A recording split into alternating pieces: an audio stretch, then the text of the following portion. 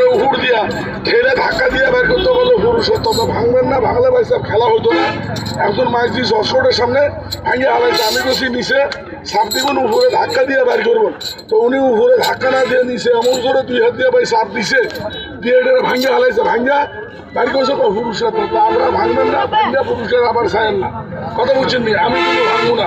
এদিকে স্যার 2টা ঢালাই করে, আর একটা হলো আপনার হলো হাতিয়াতে ভাঙছে, ওই যে ওই দক্ষিণ হাতিয়া 2 করে ভাঙছে 2টা।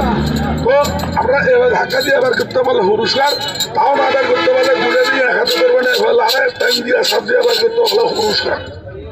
তাও যদি না বের করে আপনাদের হাতে দেখছি, রিং আর হাত দিয়ে ধরবেন না, আমিও ধরবো না, না ধরে রিং রাখবেন মাঝখানে, ধরবেন সাইডে, আগে লাড়াইবেন, ঠাকাইবেন, গরম দেখে হিট করবেন, লাড়া পরে ঢাকা পরে নরম হবো, কর্মটা করছে আগুনে দেয় হিট, আমাকে তারা আগুন নেই, আপনার এভাবে লাড়াই ছাড়া ঢাকা করবে হিট, হিট করো ভরে, গরম করো ভরে, নরম করো ভরে, রিং ধরবেন না স্যার, এগুলো বের করতে বলো পুরুষ। এখন তো পারি আচ্ছা কি দেখেন তো চেক করি, বাইর করা যায় না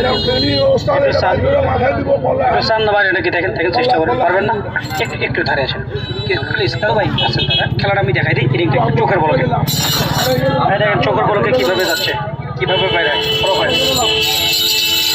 অনেকে বলে এটা দিয়ে শুধু বাজাচ্ছে, লোকজন আসতেছে, আসলে এটা বাইর করতে পারে না। বাইরে যদি করতে না পারে এটা খেলা হইলো, মানে 2বার বাইর করছে, 2বার হান্দাই দিচ্ছে আপনার সামনে।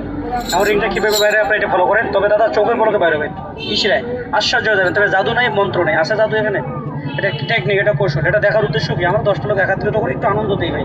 আমাদের সাথে কোনো বিনোদন, কোনো অনুষ্ঠান আছে, কোনো গান বাজনা আছে ভাই, কথা বলেন নেই। এটা দেখার উদ্দেশ্য 10টা লোক একাত্রিত করা, আমাদের মূলত উদ্দেশ্য এই যে ওষুধের একটু কথা বলি, 10টা লোক একাত্রিত হলে একটু আনন্দ দিই, ঠিক আছে। আর এই কথাগুলি এক কথা যারা নিচ্ছে, এক কথা করে ফ্রি, প্রায় 20 থেকে 25 জনকে দিলাম ভাই, আরও দেবো যদি আপনার যতক্ষণ আছে আমি দেবো, শেষ হলে মাপ চেয়ে নেবো। দাদা এটা কিশোর ভাইজান একটু কথা বলেন তো দাদা, আপনি তো গেস্টিং নিলেন তাই না? আচ্ছা আমি যেটা আমি দিচ্ছি আনতে পারবেন, দেখেন কেউ দিতে পারবেন না। আচ্ছা ভাইয়া আপনার গেস্টের টিকিট কিনে খান ডাক্তারের কাছে। আচ্ছা ডাক্তারকে ফ্রি মাংনা দেয়, টাকা ছাড়া কি পাওয়া যায় নাকি? এটা 8 টাকা, 10 টাকা, 6 টাকা, এর নিচে তো নাই। এটা 250 বল, এটা 10 টাকা করে নেবে, সর্বনিম্ন হয়তো 8 টাকা নিতে পারে, এর নিচে নিতে পারবেন না।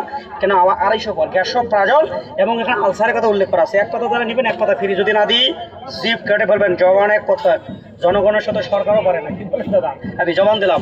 আর এই প্রোডাক্টটা ফ্রি পাবেন এক কথা, যদি না দিয়ে আমার জিপ কেটে ফেলবেন। আমরা প্রচার লাই দাঁড়িয়েছি ভাই, 8 থেকে 9 মাস আগে আপনাদের বাজারে আইছিলাম। এক মায়ের মতো বয়স হবে, কাছে বাবা আমি ওষুধটা তোমার কাছে গততে দিয়েছিলাম, এই মাথা নিয়ে বলছি, মিথ্যা বলবো না। কাছে ভাই হেভি উপকার পাচ্ছি, আজকেও নিয়ে তোমার টাকা থাকলে আমি আরও বেশি করে নিতাম। এদিকে দেখান এই দোকানদার ভাই, এই দোকানদার উনি ওনার স্ত্রীর জন্য নিয়েছিল আমার কাছে 350 টাকা ওষুধ। দেখার লোকের বলতেছে ভাই ভালো আছেন, আসলে সেটা ভালো উপকার। ওই শুক্তির দোকান করতেছে, ওই ভাইকে একটু জিজ্ঞাসা করে আসেন যে ওনার কাছে ওষুধ নিয়েছিলেন কি সব, এই ওষুধটা আমি এখন আপনাকে খাওয়াবো, আধা ঘন্টার সময়, আধা ঘন্টায়